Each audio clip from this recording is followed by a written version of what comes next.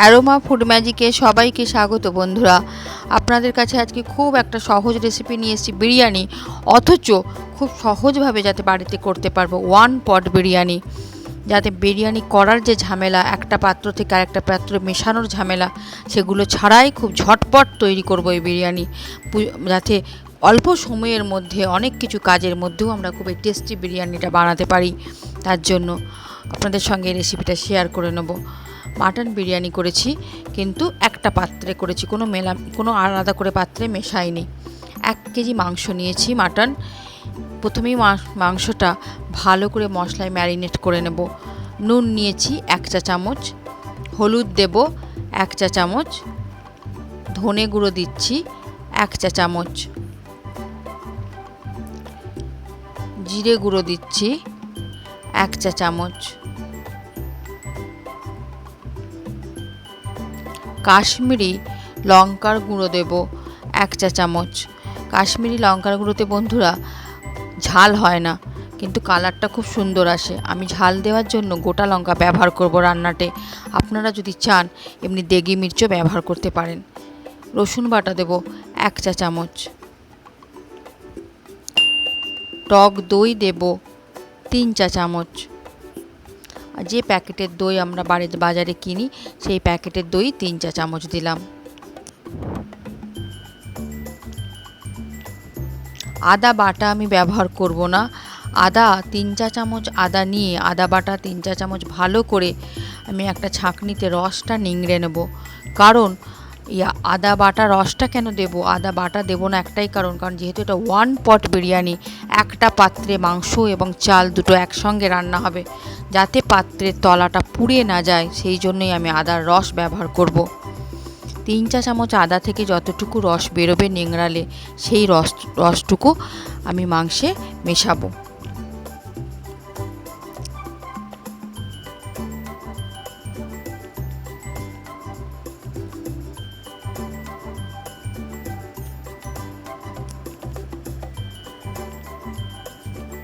এই রসটা ভালো করে আমি এবার দিয়ে দেব মাংসে, দিয়ে এটা ভালো করে ম্যারিনেট করব, মাখাবো। তার আগে আমি একটু পেঁয়াজ ভাজাও দেবো এর মধ্যে। পেঁয়াজ ভাজা মানে বেরেস্তা, যেটা ভালো করে 3টে বড় সাইজের পেঁয়াজ আমি মিহি করে কুচিয়ে নিয়ে তেলে কুরকুরে করে ভেজে নিয়েছিলাম। এটা আমি মাংসের সঙ্গে মাটনের সঙ্গে ভালো করে মাখিয়ে নিচ্ছি। পেঁয়াজ ভাজা দিলে কি হয়, মাংসের স্বাদ এবং তার কালার দুটোই খুব ভালো হয়। সবসময় পেঁয়াজ ভেজে যে বেরেস্তা করে আমরা যখন মাটনের বা চিকেনের যে কোনো যখন বিরিয়ানির রেসিপি বিশেষ করে যখন করা হয়, তখন বেরেস্তাটা ভীষণভাবে খাবারের একটা অন্যরকম স্বাদ আনে।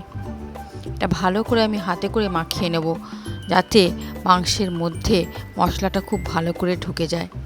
এরপর খুব বেশি নয়, আমি এটা 15 মিনিট মাংসকে রেস্ট দেবো। চাইলে যদি আপনার হাতে সময় থাকে আপনি আধ ঘন্টাও দিতে পারেন, কিন্তু 15 মিনিট এনাফ।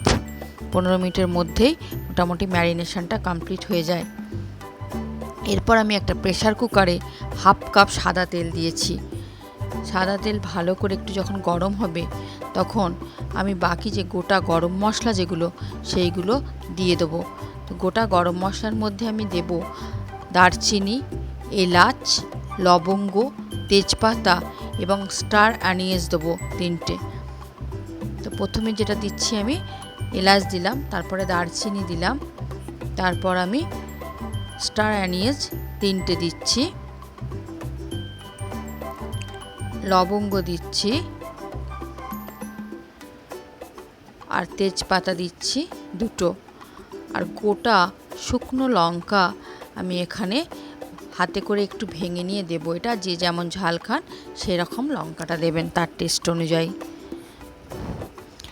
সবই গরম মশলাগুলো ভালো করে যখন একটু সামান্য ভাজা হয়ে যাবে, তারপর আমি পেঁয়াজ দেব। 2টো পেঁয়াজ আমি কেটে রেখেছিলাম স্লাইস করে, সেই পেঁয়াজটা দেব। বেশি পেঁয়াজ দেব না, কারণ একবার পেঁয়াজ আমি যেহেতু ভাজা পেঁয়াজ মাংসের সঙ্গে মাখিয়েছি, তাই এখানে একটু কম পেঁয়াজ দেব। বেশ পেঁয়াজটা যখন হালকা একটা রেডিশ কালার এসে যাবে ভাজতে ভাজতে, তারপর আমি মাংসটা দেব। ম্যারিনেশন করা যে মাংসটা মাখিয়ে রেখেছি,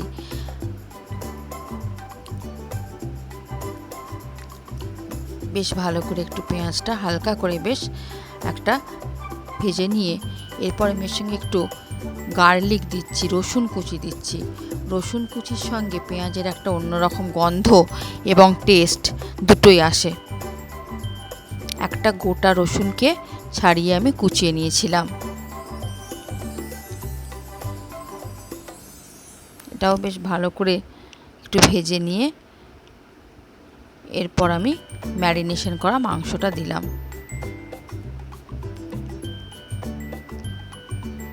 যেহেতু মাংসটা 10-15 মিনিট রেস্টে ছিলই, তো এটাকে খুব বেশি নাড়ানাড়ির দরকার নেই। মাংসটা ভালো করে মাখানোই আছে মশলাগুলো। এটাকে একটু ভালো করে শুধু কষে নেব আমি। এবং এই সময় কষতে কষতে যদি মনে হয় একটু জলের প্রয়োজন, তাহলে একটু জল দেবেন। বেশ ভালো করে মাংসটা একটু নেড়ে চেড়ে নিয়ে এবার আমি একটু এতে জল দেব, সামান্য জল দেব, খুব বেশি নয়। মাংসের যে পাত্রে আমি ম্যারিনেশন করেছিলাম সেই পাত্রেতেই জলটা, পাত্রটাকে একটু ধুয়ে জলটা দিয়ে দেব।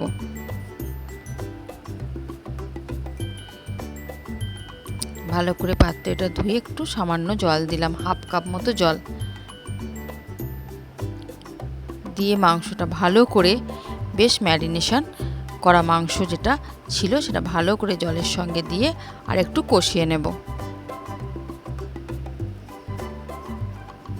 মাংসটা যখন ভালো করে কষা হয়ে যাবে আর ছোটো বাটির 1 বাটি জল দিলাম, দিয়ে মাংসটা সেদ্ধ হতে দেব। কুকারে হুইসেল দেব, আঁচটাকে একটু মিডিয়াম করে দেব, দিয়ে 3টে হুইসেল দিয়ে দেব। তাতেই মাংসটা ভালো করে সেদ্ধ হয়ে যাবে।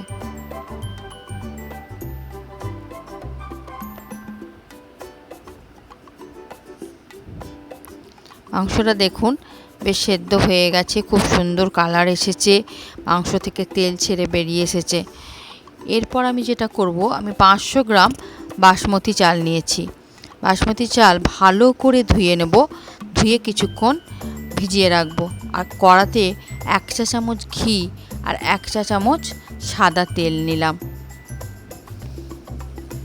নিয়ে যে ভেজানো চালটা, বাসমতি চাল যেটা আমি আধ ঘন্টা ভিজিয়ে রেখে জল ঝরিয়ে নিয়েছিলাম, সেই চালটা এই তেলের সঙ্গে ঘিয়ের সঙ্গে হালকা করে একটু নেড়ে নেব।